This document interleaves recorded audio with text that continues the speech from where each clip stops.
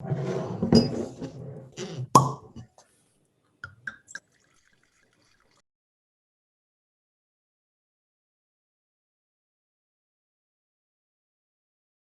he is. Hello, Hey, James. great to see you both, and I'm excited to taste the Clos Apalta, and as well as this new wine La Parcelle Ocho, La Parcelle 8, which we tasted a while ago, just some barrel samples. It would be great to taste again. But tell me your thoughts about the 2018 in general. What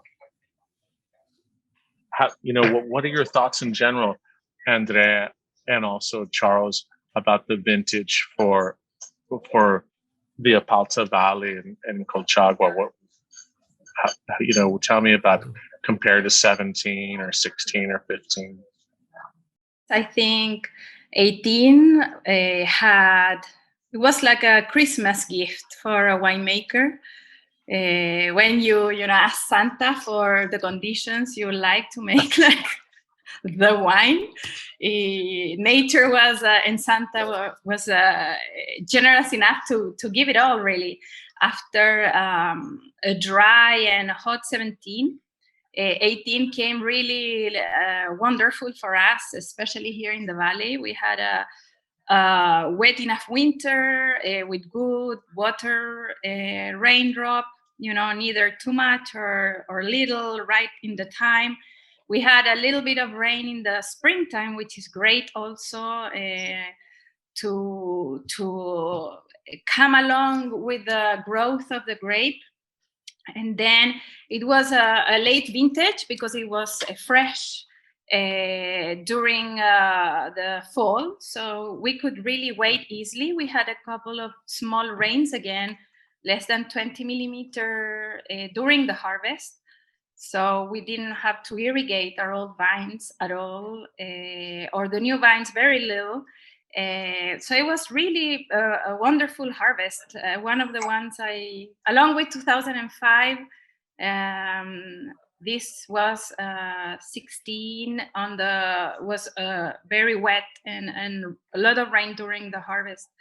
I think 18 was everything you could wish to make wines who are fully ripe but have a lot of elegance and freshness. In terms of even the analysis, you'll see they will show nice pHs, good level of acidity, good amount of phenols, and we could wait, and the grapes were happy till the end of the harvest. They went to sleep when they had to, after delivering the ripeness we wanted. So it was really, on the media, on the average, on temperatures, on rain, on humidity. I think, it's 18 is one of these vintages that are truly we're blessed by nature. So, actually yesterday we were talking about it with Andrea and we're saying, in the 2000s, so, by decades. So the 2000 had 2001 and 2005. And then from the 2000, as we're starting now, the 2020s, we're like, okay, we're talking about the 2010 to 2019, and we say, well, we had 15, which was an amazing vintage, and then 18 in Apalta is by definitely, it's the perfect vintage. Everything, when you look at the curves, the temperatures, the rain, like everything went perfect, as Andrea said. We're truly blessed. And I think it's also on the winemaking, and we've been working. We had this talk about looking for more elegance in the wine in the past few years, and we're really looking for elegance and balance. And also, it's the second year that we're actually using not 100% new oak. On the 17 we lowered it. We went from before Clos Apalta used to always be 100% new oak, and then on the 17 we started decreasing it and doing a bit of second use, and well, it went well. I think we're quite pleased with the results and looking for this elegance that and so we continue. So it's actually, again, this year we're at 13% second use, And so we're getting to it with also a bit of still 25% of fermentation in barrels. So all this little tweak that we're doing are actually we're very pleased see that when there is a vintage, such a great vintage, and I think it's on the cool side compared to, we were comparing on the 17, which was on the hotter side, but 18 is for me definitely one of the best cold vintage of the so far of the 21st century. So it's really is the last one of the decades. Is the blend a lot different than the 17? The blend is different. We had to increase a bit of Cabernet. So here we're on 64 by if memory serves, it's 64% Cabernet. Yes, and 18 Cabernet, 18 Merlot. Yeah, it's very aromatic, and then medium to full body, and really nice fine tannins and fresh. It's really delicious already. Like you could just drink it, the whole bottle yourself. It's so delicious already. But and of course it'll be better in 3 or 4 years. But a really beautiful aromatic wine. What was it? So it was just a long and cool growing season. Was there any issues with rain or not? I can't remember.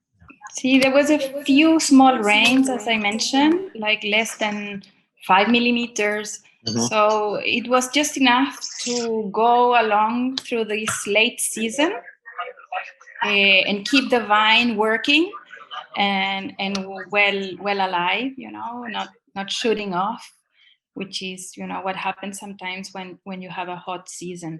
And I think on these cool vintages, we have learned now that is when you get the best of both worlds. You get the concentration and also the finesse, which is something we have to look here in Apalta. We have wonderful wines, but they have a lot of acidity, and that you need to tame it a little bit.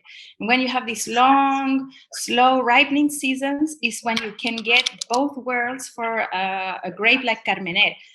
Cabernet was wonderful on 18, as you mentioned. It had the aromatics, but it had that freshness, the spiciness. So you can truly see the thumbprint of the great Cabernet season that we had. You have a nice Merlot and Cabernet, very well balanced.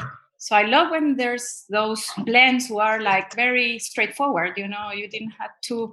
The wine kind of blended itself, you taste the components, and it was kind of okay, this is it, with a lot of freshness and red fruit from the Merlot, and of course the backbone and the tannins of the Cab that will ensure a very long aging potential. That's the beauty for me of this wine. That's what Charles said, is the wine of the decade, probably because you get both worlds. You get the aging potential, but it's subtle. You don't have very subtle. Tannic, it's a very burgundy, on the finesse at the end. No, I agree. I really like that, and you described it perfectly, and it shows a real precision as well. Where like maybe in the past it was, it's more obvious, but now there's just you've really taken it to the next level in precision and complexity, and I like the energy and freshness too. So, really well done. So let's and I have this 17 next to it just to try, and actually the 17 has really calmed down a lot. It's tightened up a lot. You probably don't have it with you, but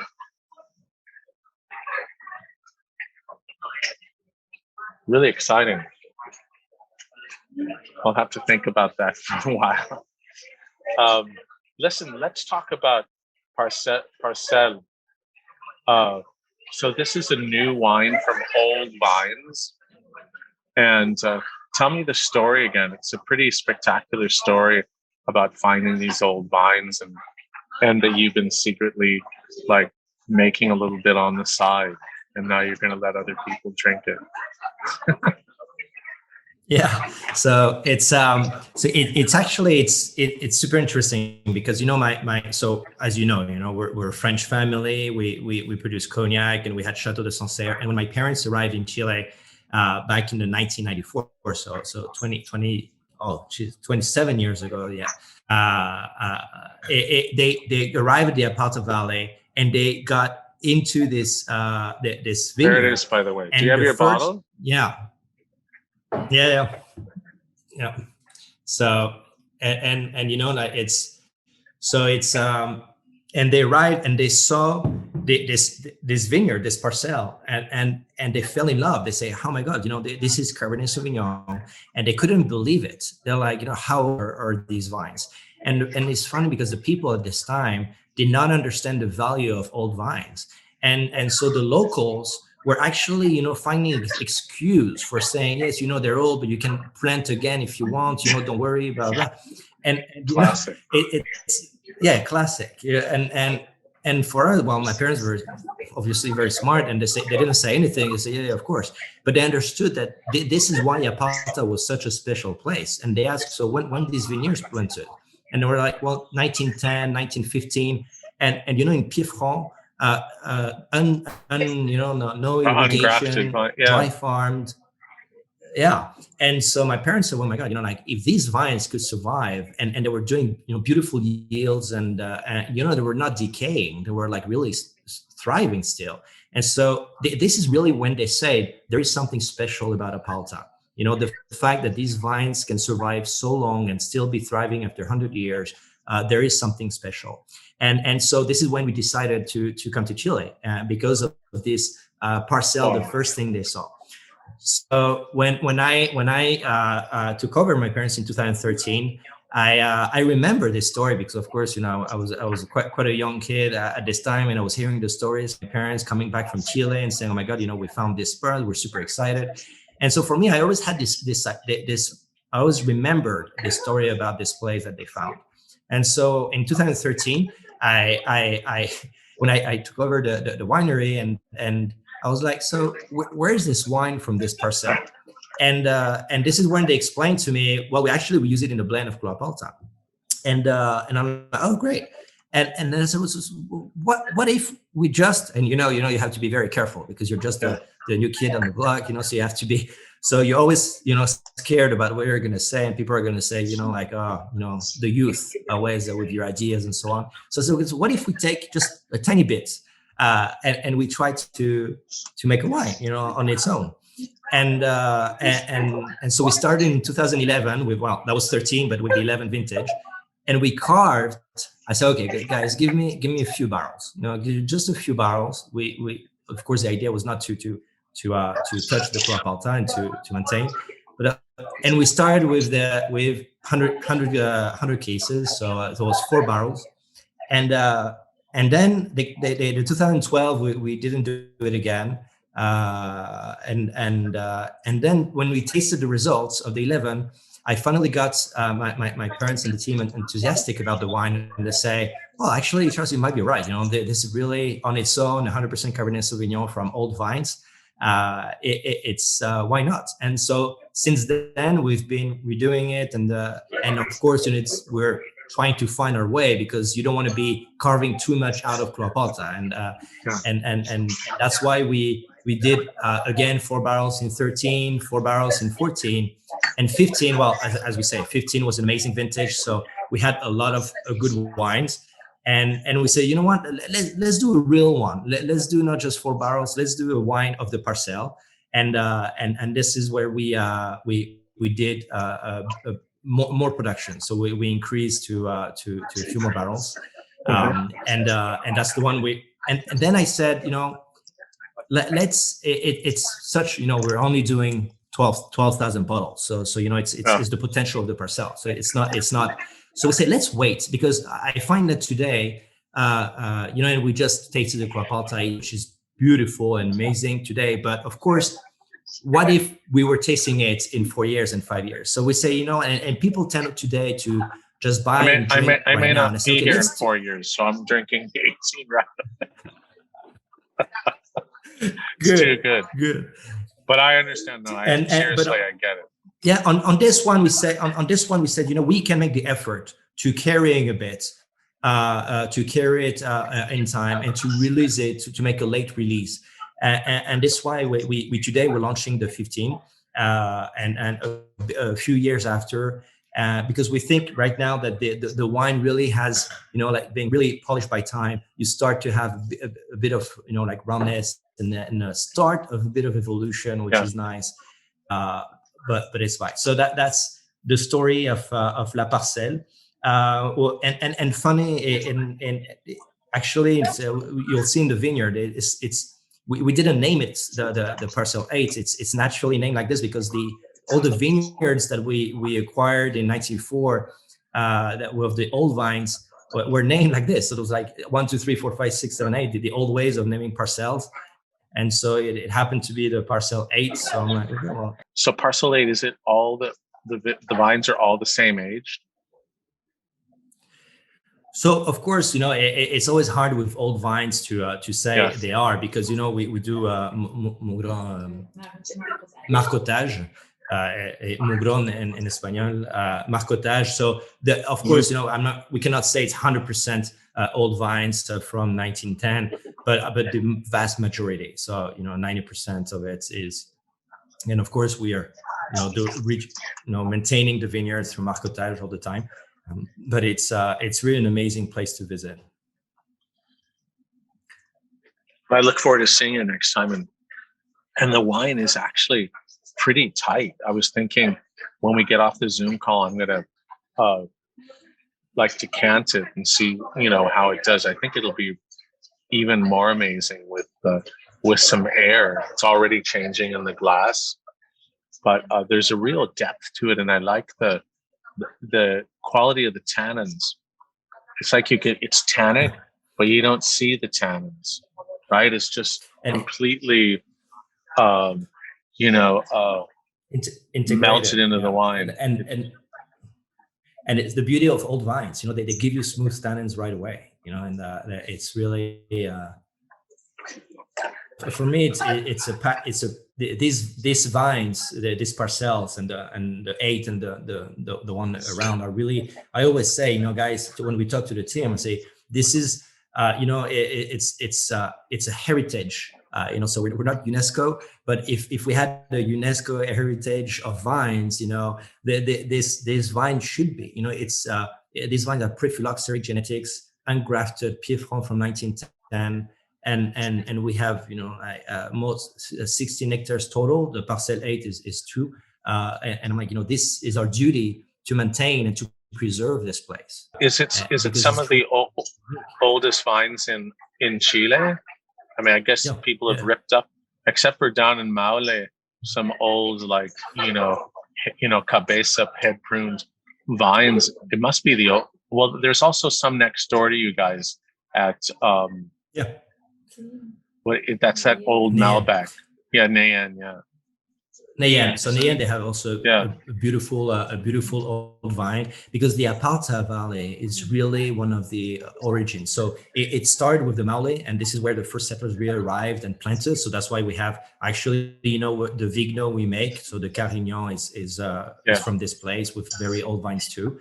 But Cabernet Sauvignon and Carmenere, you find the oldest vines really in Apalta, and then a few here and there from a few wineries that have left. But here we're not talking about a few 1 or 2 hectares. We're talking about 16 hectares of not 8 different parcels. So it's really amazing. And the Apalta Valley is truly because of the conditions, natural conditions, they thrive. So that's why we have this opportunity. Yeah, it's really like what was the Jules Verne book about the Lost Valley or something? It's pretty crazy. Yeah. You have these old vines. I remember seeing the Nayan ones. I was like, oh my God, that is nuts. So I don't think I've seen your old vines. I must see them next time. Well, congratulations. That's it's a really fantastic wine. Check this same. I send you some pictures and a little video. Thank you. And it was really funny to see Charles' face. He was just like a little boy, because I see them all the time. So, you get used to them. And he was really moved by them. I think he generally has the vision of that there's something very unique and important for us to look after. And these vines were planted many, many years ago. And the old guys, the folks who work in the vineyard, know that there was a bit of Cabernet there, blended with some Cabernet. In some parcels have even Cabernet Franc. And the parcel we chose, the number 8, is mostly pure Cabernet Sauvignon. And we've been replacing the vines who unfortunately for old age will die with the mother grapes next to it, which is mainly Cabernet Sauvignon. So through 20 years of very detailed vineyard work, we have preserved this kind of clone massal selection unique to this corner of Apalta. And we've seen from 15 onwards how that is reflected every year a bit more on the wine. When will it be in the market? The 15. Now, so we're launching it now. So we're sending a few bottles to our partners around the world, and everyone is super excited, and everyone is looking forward to your opinion on it, of course, but we're so we're quite excited, and what sort of will it be the same sort of price as the Clos Apalta, or will it be more expensive? So I think when you it's actually going to be slightly cheaper. Okay, good. Cheaper for me at this point is better. No, it's your timing's good on that. It's a new wine. Yeah, it's a new wine. It needs to as we say in French, il doit gagner ses lettres de noblesse. Yeah. So we of course it's a unique wine and a beautiful wine. So there will be it will be at a certain price, but Clos Apalta has 20 years history behind it to justify what it is today. So this kind of wine are long-term thinking, and for me, I'd rather have people tasting it. It's a new wine. I want them to taste it, to enjoy it, and get excited as we are, and then we'll see. So it will be slightly on the lower side. And when's the next vintage then? Is it 2016? No, so 16 we didn't produce because, again, we have to be careful. Like Clos Apalta is, of course, the priority. So 16 was extremely hard vintage in conditions. So Clos Apalta needed all the help it could get. So then 17 and 18, I had to say, we're like, what, we'll see. Let's make it a bit again, 4 barrels, 17 and 18, 4 barrels. And now we're launching the 15, and then with the reception of the market, then we'll see to increase gently the production. And also, we found that when we tasted the Clos Apalta 17 and 18, if we took out too much of it, then it affected Clos Apalta. So for us, Clos Apalta is of course still priority.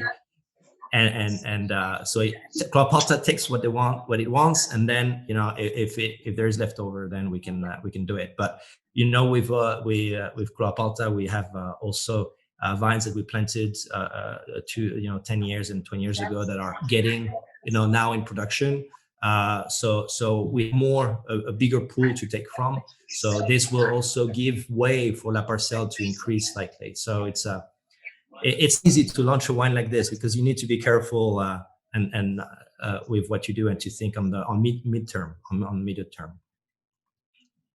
Well, I think it's a really fantastic wine, and I'm definitely going to have to try a glass at dinner tonight just to make sure I got it right. But it's very exciting, and I think that and it's a great story too. People are looking for real stories behind excellent wines, and that's a really meaningful thing that you said. And congratulations, and the 18 Clos Apalta was was such great elegance and beauty and showing so well. So listen, I gotta go. So thanks so much for the tasting.